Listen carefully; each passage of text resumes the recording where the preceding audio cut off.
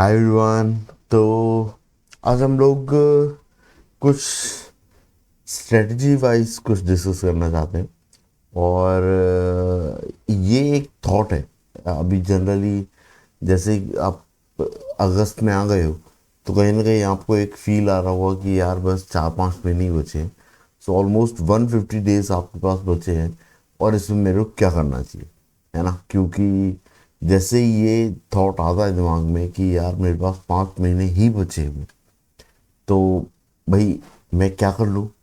11वीं का रिवाइज कर लूँ, क्योंकि जैसे ही 11वीं का शब्द दिमाग में आता है तो ऐसा लगता है अरे यार मेरे को तो कुछ याद ही नहीं आ रहा है ना। और फिर ऐसा लगता है कि अरे यार अभी कैलकुलस चल रहा है, मेरा बैकलॉग में ये चैप्टर छूटा हुआ है यार, ये मैं अटेंड नहीं कर पाया था, मैं क्लास में थोड़ा सा पीछे चल रहा था, या फिर मैं पैकेज कंप्लीट नहीं कर पा रहा था तो ये चैप्टर छूटा हुआ है। सो बैकलॉग की टेंशन होती है। फिर टाइम टू टाइम रिवीजन नहीं कर पा रहा हूँ, अब चाहे मैथ्स हो चाहे केमिस्ट्री हो, क्योंकि रिवीजन करना इज द इम्पोर्टेंट पार्ट। आप रिवाइज नहीं करोगे केमिस्ट्री सब्जेक्ट को, इवन मैथ्स सब्जेक्ट को भी, तो कहीं ना कहीं ऐसा होता है कि हमको प्रोसेस पता है, बट जो फॉर्मूला है या फिर कई ऐसी चीज़ें हैं जो आप बिना रिवाइज करे आप याद नहीं रख पाओगे या फिर उसको यूज़ नहीं कर पाओगे। ठीक है। तो ये बहुत कॉमन थॉट है। और एक और सबसे इम्पोर्टेंट थॉट है, वो आपको आ रहा है तो बहुत अच्छी बात है, नहीं आ रहा है तो आना चाहिए, and that is mock test. What about mock test? Mock test का क्या किया जाए सर, कि मॉक टेस्ट पार्ट टेस्ट देना चाहिए या फुल टेस्ट देना चाहिए? क्योंकि फुल टेस्ट तो मैं तब तक नहीं दे सकता जब तक मेरा सिलेबस कंप्लीट नहीं हुआ है, और सिलेबस तो नवंबर दिसंबर से पहले कंप्लीट नहीं होएगा, और जनवरी में पहला अटेम्प्ट आ जाएगा। तो फुल मॉक टेस्ट कब से देना स्टार्ट करना चाहिए और कितने देना सफिशिएंट होता है? ठीक है। तो ये सारी चीज़ों के बारे में आज हम लोग डिस्कस करने वाले हैं।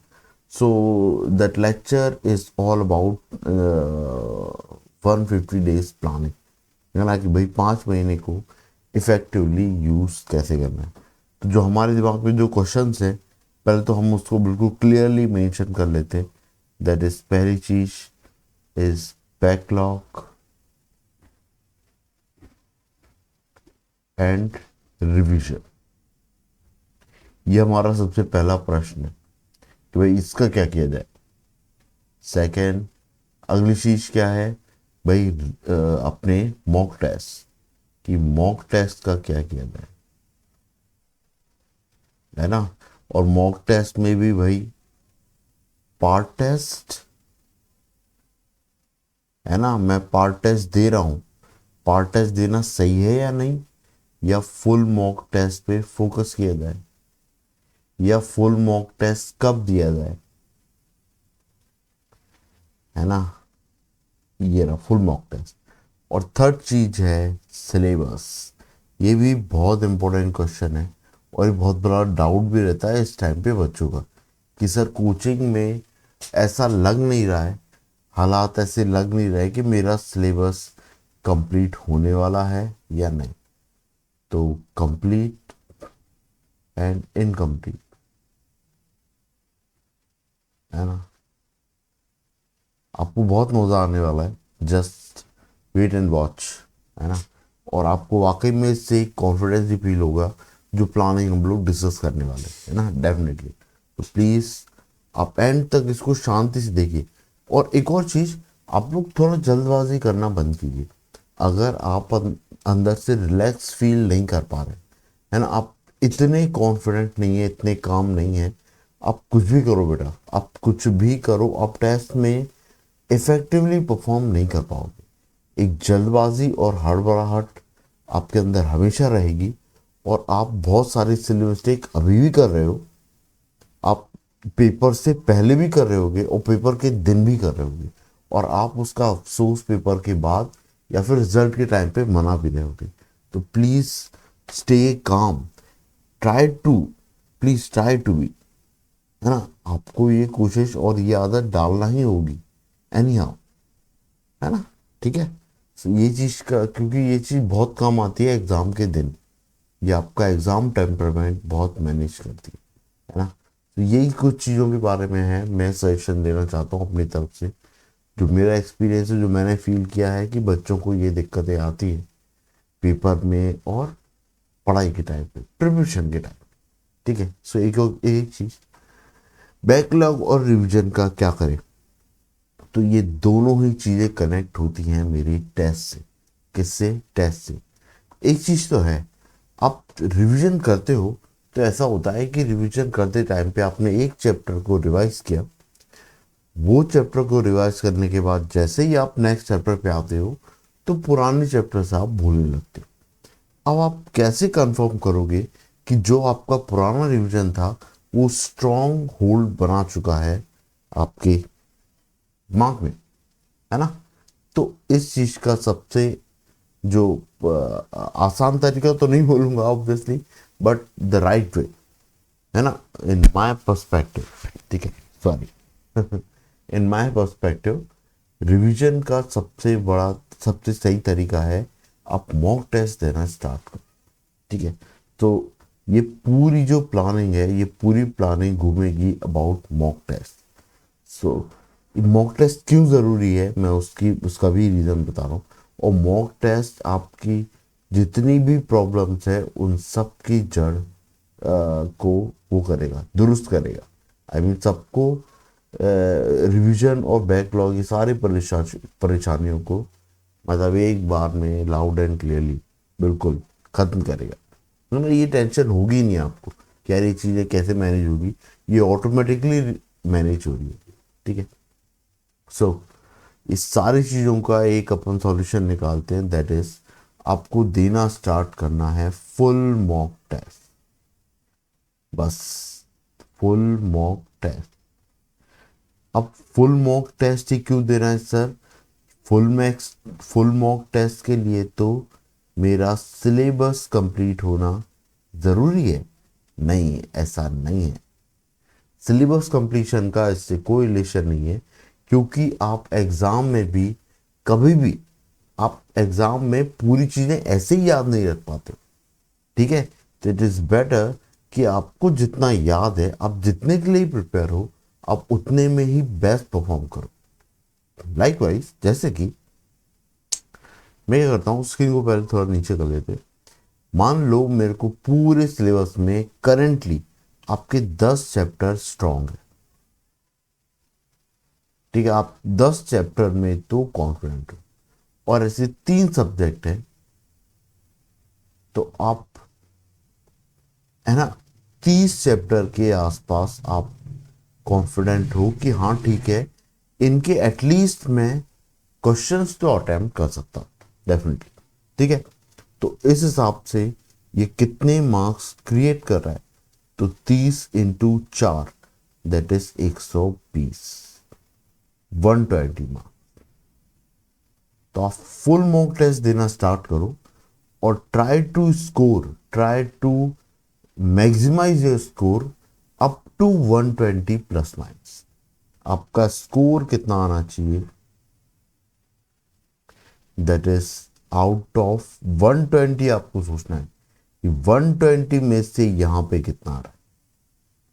ठीक है, तो आप उन टेस्ट को, फुल मॉक टेस्ट को आप दो, क्योंकि फुल मॉक टेस्ट में डेफिनेटली क्वेश्चन रैंडम आने वाले, पर ऑलमोस्ट हर चैप्टर से आने वाले। मतलब आपने जो चैप्टर पिक करके रखे होंगे, कहीं ना कहीं वो उसमें ज़रूर होंगे ही होंगे। और अगर नहीं है तो आप ब्लेम मत करो उस टेस्ट को। आप सोचो कि ऐसी चीज़, सेम चीज़ मेरे साथ एग्ज़ाम में भी तो हो सकती है, कि जो मैं तैयारी करके जा रहा हूँ, हो सकता है उसका क्वेश्चन ही नहीं आए। तो उस टाइम पे आप क्या स्ट्रेटजी अपनाने वाले, या फिर उस टाइम पे आपका क्या स्कोर आने वाला है, वो एग्जैक्टली इस टेस्ट के रिजल्ट में आपको शो होगा। तो आप एग्जैक्ट प्रिपरेशन कर रहे हो, इसमें जो भी मार्क्स आने वाले हैं ये आपका वो है, आई मीन क्या बोलूँ इसको इस तरीके से कि आपको रियलिटी चेक दे रहा है ना, इट्स एग्जैक्ट रियलिटी चेक, बिल्कुल, है ना, कि आपको 120 में से करना है परफॉर्म। आप मैक्सिमम 120 कर सकते हो, पर 120 से ज़्यादा कम भी कर सकते हो। ठीक है ना, वो तो डिपेंड करता है कि यार हो सकता है आपने पेपर पलट के देखा और आपको और भी क्वेश्चंस आ रहे हो, तो आप 120 से ज़्यादा भी कर सकते हो। पर डेफिनेटली पहली बार में आप 120 नहीं कर पाओगे, देखना सिली मिस्टेक हो जाएंगी या फिर आपके दिमाग से कई थॉट निकल जाएंगे। ठीक है, ऐसा हो जाता। ठीक है, बट आप अगर 120 स्कोर कर पा रहे हो तो बहुत अच्छी बात है, ये आपका पहला टारगेट हो सकता है। आप इसको पहला टारगेट लो। तो जब तक ये अचीव नहीं होता, आप टेस्ट दो और 10 चैप्टर को ही पिक करो।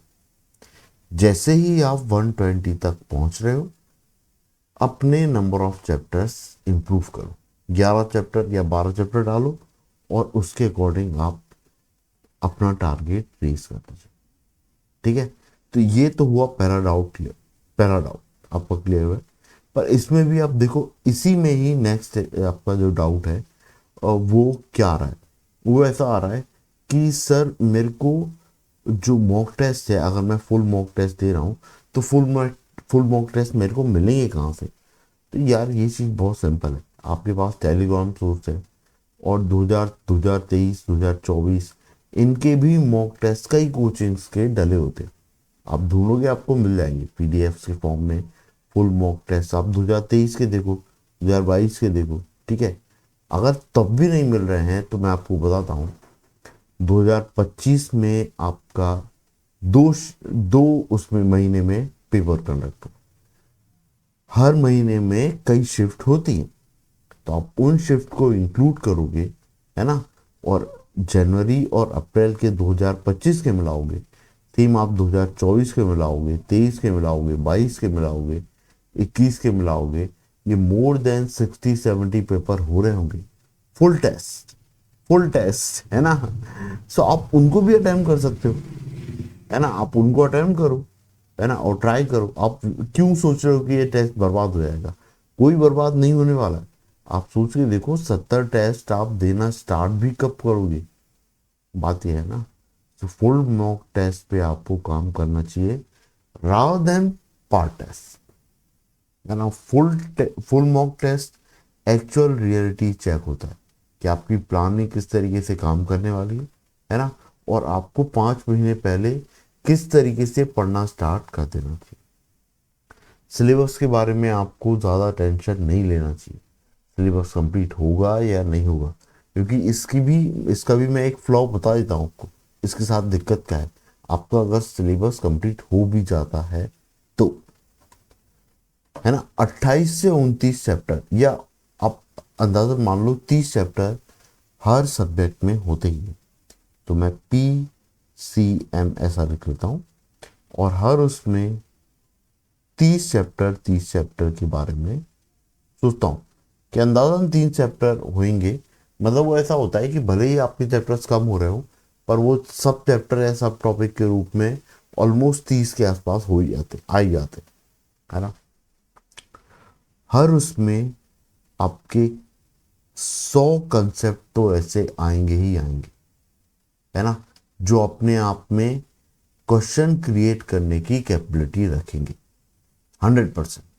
100 में एक बहुत ही लिमिटेड बोल रहा हूँ, इससे कहीं ज़्यादा हो सकते हैं, ठीक है ना। पर एक रफ कैलकुलेशन के हिसाब से एक रफ आइडिया आपको देने के लिए बता रहा हूँ मैं। तो आप अगर देखोगे तो ये 90,000, oh sorry sorry sorry 9,000 concept हो रहे हैं। ओह सॉरी, ये 3,000 हो रहे हैं, ये 3,000 हो रहे हैं और ये भी 3,000 हो रहे हैं। तो टोटल मिला के 9,000 कंसेप्ट हो रहे हैं। मतलब आपका सिलेबस कंप्लीट भी हो जाता है तो you need to remember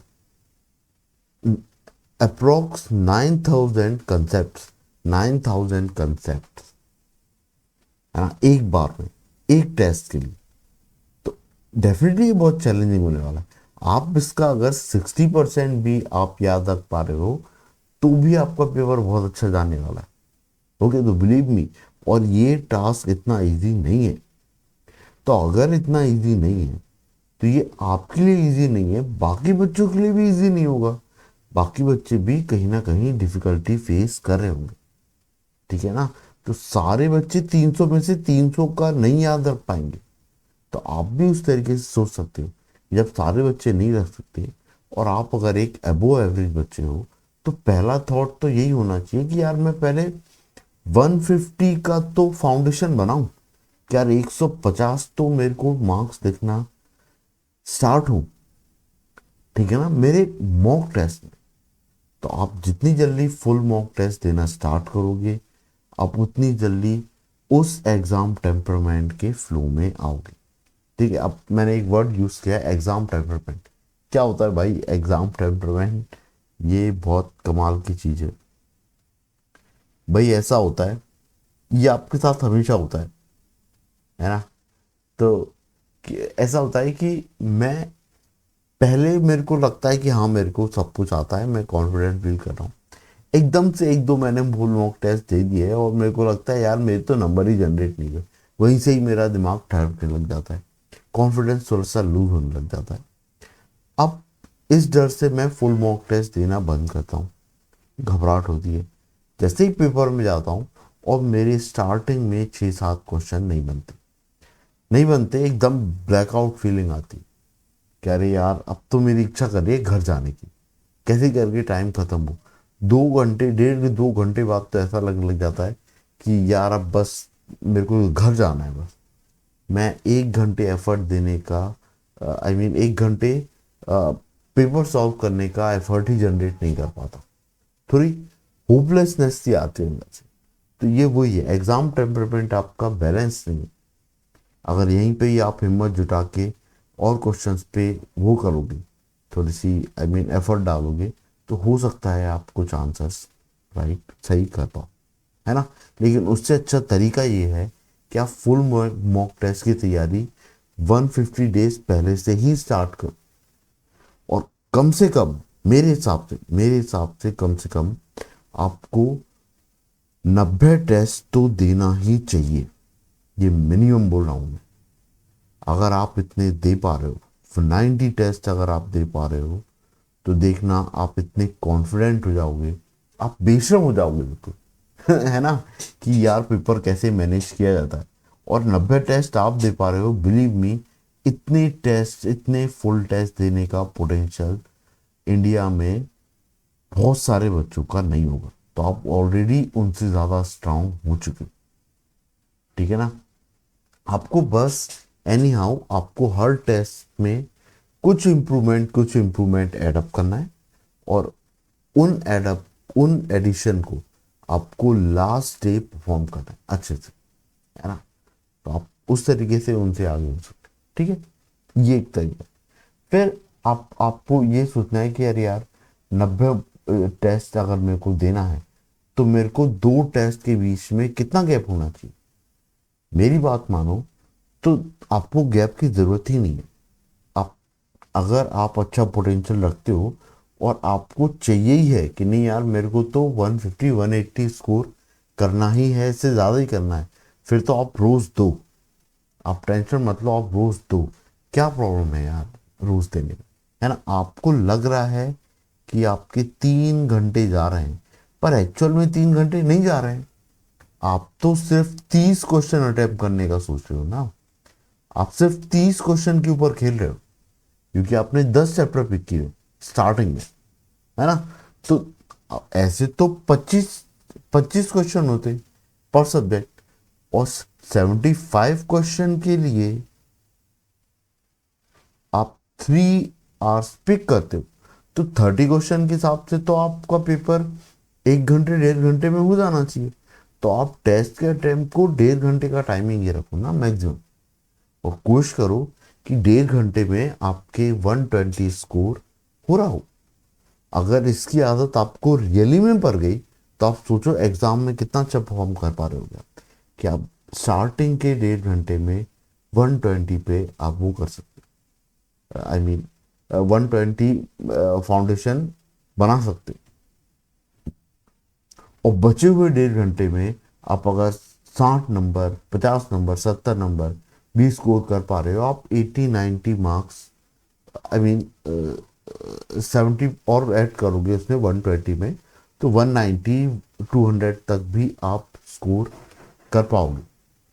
I mean it's all depends on your effort, आप कितना एफर्ट दे पा रहे, है ना।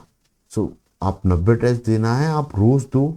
इवन मैं तो बोलूंगा एक दिन में दो, ठीक है ना। आपको उनको वो करना है, एनालाइज करना है, तो एनालाइज करना है अगर आपको, तो आपको पूरे क्वेश्चंस को एनालाइज करने की जरूरत नहीं है। आपने जिन क्वेश्चन को अटेम्प्ट किया आप उन्हीं को करो, है ना।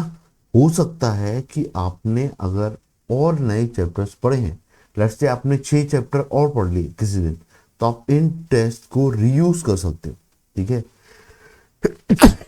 सॉरी, ठीक है ना। तो आप इन चैप्टर्स को रीयूज कर सकते हो। सिर्फ उन 6 टॉपिक, जो 6 आपने वो पढ़े थे, चैप्टर्स पढ़े थे, उनके मार्क्स को एनालाइज करने, कि आप स्कोर कर पा रहे हो या नहीं कर पा रहे हो, ठीक है ना। वापस उनको रीयूज कर सकते हो। तो इस तरीके से भी आप लोग थोड़ी बहुत प्लानिंग कर सकते हो, ठीक है। So, ये कुछ है कि आप फुल मॉक टेस्ट का कैसे यूज करने वाले हो अपने आने वाले उसमें, आई मीन प्रिपरेशन स्ट्रेटजी में। अब इसमें एक और चीज आती है कि नहीं सर, रिवीजन वाली बात तो सेट हो ही नहीं रही, रिवीजन तो मेरे को करना ही पड़ेगा, क्योंकि मैथ्स में रिवीजन की शायद ज़रूरत ना पड़ती हो पर केमिस्ट्री में तो पड़ती है। तो डेफिनेटली केमिस्ट्री में पड़ती है, आपको केमिस्ट्री का रिवीजन करना भी चाहिए, पर आप रिवीजन उस तरीके से ही कीजिए कि आप सबसे पहले तो जो आपको क्वेश्चन टेस्ट में आ रहे हैं, आप उन क्वेश्चंस को आप अटेम्प्ट कर पाए हैं या स्कोर कर पाए हैं, बहुत अच्छी बात है। आप स्कोर नहीं कर पा रहे हैं तो उसी चीज का एडिशन अपने नोट्स में कीजिए, ठीक है। और इसी चीज को मैं बोलता हूं पोस्ट नोट मेकिंग, है ना। इसको बोलते हैं post note making. Pre note making मतलब कि जो आप अपनी कोचिंग से और कैसे भी करके आप जो कर रहे हो, नोट मेकिंग या नोट्स बना रहे हो, है ना। तो वो चीज़ क्या होती है, आप इनिशियली जो क्रिएट कर रहे हो। बट पोस्ट नोट मेकिंग, आप जो अगर उन्हीं नोट्स को बार बार पढ़ रहे हो तो आपको कई सजेशंस या कई थॉट दिमाग में आते हैं और आप उन नोट्स को वो करते हो, एडिट करते हो। तो ये चीज़ बहुत अच्छी है, क्योंकि ये आपको अपने नोट्स को एक और बार पढ़ने के लिए आपको मोटिवेट भी करता है। कई बार ऐसा लगता है ना कि मैं ये नोट्स पढ़ ही क्यों रहा हूँ, है ना, बार बार सेम चीज़ पढ़े जा रहा हूँ और टेस्ट में स्कोर करने के काम ही नहीं आ रही। तो post note making is what, आप जो भी टेस्ट दे रहे हो और उसमें जो गलतियां हो रही हैं, सिली मिस्टेक हो रही है, या फिर आप अटेम्प्ट नहीं कर पा रहे हो, तो वो, लेकिन ध्यान रखना आप पूरे क्वेश्चंस का बारे में मत सोचो। जो आपने 30 पिकअप किए हैं, आप पहले उनको ही करो। धीरे धीरे जैसे जैसे ग्रेजुअली आप इम्प्रूव करते जाओगे, आप बाकी चैप्टर्स को भी इंक्लूड करते जाओ अपने नोट में, ठीक है। ये आपको गलतियां सुधारने का मौका देगा और आपको एक्चुअल चीज बताएगा कि आपको चैप्टर में कौन सा पार्ट है जो नहीं आता है ना। क्योंकि अभी जो आप 30 क्वेश्चन अटेम्प्ट करने वाले हो, वो उन चैप्टर्स से करने वाले हो जो चैप्टर्स आपके स्ट्रॉन्ग है। क्या है? जो चैप्टर्स आपके स्ट्रॉन्ग है, ठीक है ना। तो ऑब्वियसली वो चैप्टर्स का तो आपको ऑलरेडी अच्छा रिवीजन होना ही चाहिए था, है ना। या फिर आप उसमें स्ट्रॉन्ग थे ही सही, स्टिल अगर आप उनके क्वेश्चन अटेम्प्ट नहीं कर पा रहे हो, मतलब वो पार्ट आपका एक्चुअली रिवीजन मांगता है, पूरा चैप्टर रिवीजन नहीं मांगता है, तो आप वहां से टाइम भी सेव कर सकते हो, ठीक है।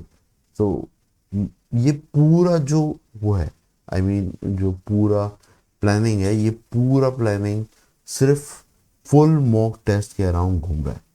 और मेरा भी जो एक व्यू है वो यही है कि यार इस टाइम के बाद अब आपको पूरा एफर्ट टेस्ट देने में ही होना चाहिए, क्योंकि आप कितना भी पढ़ लो, कितना भी सिलेबस कंप्लीट कर लो, ये सिर्फ एक सांत्वना है है ना। एक्चुअल जो रिजल्ट है या आपको एक्चुअल सेटिस्फेक्शन मिलेगा ना, वो आपको रिजल्ट में आने वाले मार्क्स से ही मिलेगा। हो सकता है आप 120 का टेस्ट देने जाओ, ये 120 मार्क्स का, और आपका स्कोर 30 या 40 मार्क्स ही आ रहा हो। तो ये आपको रियलिटी चेक देगा कि ऐसा नहीं है कि आपको वो चैप्टर नहीं आते थे। मे भी ऐसा हो सकता है कि आपका एग्जाम टेम्परामेंट ही इतना स्ट्रांग नहीं है, आप पेपर में सरवाइव ही नहीं कर पा रहे हो, आप अंदर से इतने घबराए हुए हो कि आप अपना दिमाग सेट नहीं कर पा रहे हो उस प्रेशर को झेलने के लिए। तो आपको ये भी तो एक कमी है ना, इस कमी पे भी तो काम करना स्टार्ट करना होगा ना। तो आप कब करोगे? सिलेबस कंप्लीट होने के बाद करोगे क्या? ऐसा तो नहीं होगा, ऐसा तो नहीं होगा ना। तो आपको रियलिटी चेक लगना भी ज़रूरी है। और अगर ये चीज़ आपको 5 महीने पहले पता लग जाए तो इससे अच्छा और क्या हो सकता है। ओके, सो अभी तक की प्लानिंग के लिए मैं इतना ही बताना चाहता हूँ, क्योंकि आप अगर ये चीज़ को मैनेज कर पा रहे हो तो इसके बाद की चीज़ें मैं धीरे धीरे और आपसे डिस्कस करूँगा कि हाँ, कि अगर आप इतना मैनेज कर पा रहे हो, अब आगे आप क्या इम्प्रूवमेंट अपने उसमें ऐड कर सकते हो जो आपके स्कोर को बूस्ट करेगा और एक ऐसा वो बनाएगा, बेंचमार्क बनाएगा कि हाँ, अब तुम कुछ भी कर लो, मेरे इतने मार्क्स से नीचे तो आएंगे ही नहीं। ठीक है ना? ऐसा होएगा, मैं सिर से बता रहा हूँ, ऐसा होता है। बस आपको थोड़ा शांत रहना है और एक चीज पे ही 5 महीने काम करना है। ठीक है ना? आपको बार बार प्लानिंग अपनी चेंज नहीं करना है, आप इस पे ही काम करो, इसको बस थोड़ा सा इम्प्रोवाइज करते रहो। आप टेस्ट पे ही करो, लेकिन आप फोकस प्लीज टेस्ट पे ही करो, क्योंकि अल्टीमेटली आपको टेस्ट ही देना है और टेस्ट ही सब कुछ बताएगा कि आपका जो भी पढ़ा हुआ है वो आप परफॉर्म भी कर पा रहे हो या नहीं कर पा रहे हो। है ना? आपको नॉलेज है, पर हो सकता है आप उसको परफॉर्म ही नहीं कर पा रहे हो, ऐसा भी हो सकता है। तो ये चीज एक तरीके से आपके लिए हर्डल है ना, कि आपको नॉलेज है पर आप परफॉर्म नहीं कर पा रहे हो। तो टेस्ट में स्कोर कैसे करोगे? स्कोर नहीं करोगे तो आपको कॉलेज कैसे मिलेगा? अच्छा, ठीक है। सो अभी तक के लिए इतना ही है ना। बट ये जो वो है स्ट्रेटजी है, ये खत्म नहीं हुई है। ठीक है, ये काफ़ी अच्छी है, काफ़ी आई मीन एडअप होती चलेगी।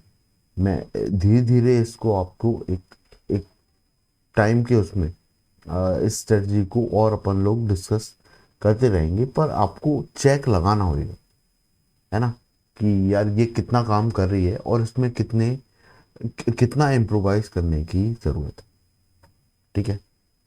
सो आप प्लीज़ टेस्ट कलेक्ट करना स्टार्ट करो। आपको टेस्ट कई जगह से मिल जाएंगे, नहीं भी मिल रहे हैं तो आप प्रीवियस ईयर पेपर्स ही देना स्टार्ट करो। ठीक है, पर आपको टेस्ट की कमी कहीं नहीं होगी। आप थोड़ा सा वो करो, शांति से ढूंढोगे, आपको पेपर्स मिल जाए। ठीक है। ओके, तो दैट्स इट फॉर नाउ। ठीक है ना? लेकिन हम इसके बारे में आगे भी आने वाले लेक्चर्स में डिस्कस करेंगे। ठीक है। सो प्लीज़ इस चीज़ को थोड़ा सा आप प्लान कीजिए, अच्छे से सोचिए इसके बारे में कि यार फुल मॉक टेस्ट का देने का मेरे को अंदर से थोड़ा सा मन बनाना है ना, क्योंकि ये भी एक कोई आसान काम नहीं है एकदम से कि यार मैं एकदम से देने बैठ जाऊँ, क्योंकि देखना 100% 120 नहीं आएगा आपका, कम आएगा। अगर आप एवो एवरेज हो, और एवरेज अबो एवरेज हो, भाई आप एक एक्सेलेंट बच्चे हो, तो ऑब्वियसली आप 10 चैप्टर नहीं ले रहे होगे, आप 15 चैप्टर ले रहे होगे या ज़्यादा चैप्टर ले, पर आप फुल में से फुल स्कोर कर पाओ, ये एकदम से मे बी शायद इतना इफेक्टिवली नहीं आ रहा है, और आ रहा है तो बहुत अच्छी बात है, आप बिल्कुल सही डायरेक्शन। ठीक है, तो that's it for now. Okay, जय हिंद।